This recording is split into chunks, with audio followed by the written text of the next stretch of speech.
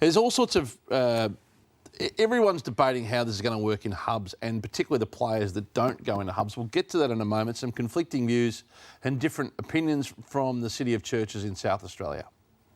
There'll be some decisions made at the end of the year. Lists are going to be reduced. Now, because of your decision to maybe not play this year, it might impact how we consider whether you want to be on the list next year.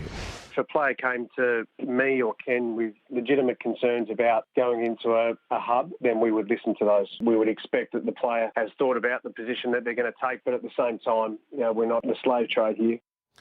Now, the elephant in the room here, Caro, is will the players be paid if they choose not to go in the hubs? No one seems to be able to put a finger on that or identify if it's true. And clearly there is an inference that, rightly or not, it'll be held against players in the perception of their spot on the list if they don't go in some way. Yeah, I think Rod Jamieson was fairly harsh, and I think it depends on what the hub looks like. I don't think now, with the new border changes, that there will be hubs as we were thinking they would be, but there will be players with medical concerns, and those with legitimate concerns might have a case to argue. But we've heard Andrew Pridham, the Sydney chairman, on this.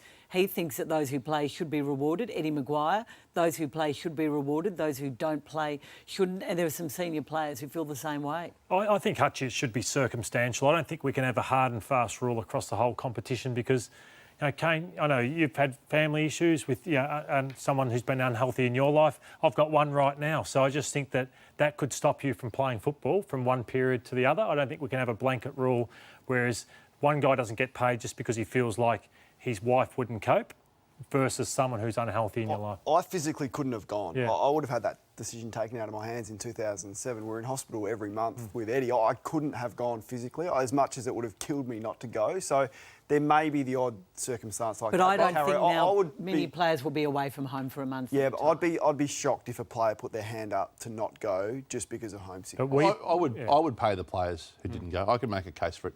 Like, the damage is going to be there anyway. Like, if you don't go in, money should be the least of your concerns. I think it'll be more be a case of bonuses for those who do go, Craig, who do play. And I think now that we're not going to be long-term hubs, and I'm certain we won't be looking at an 8-week scenario now, except for a couple of clubs, and Sam will tell us about that in a moment.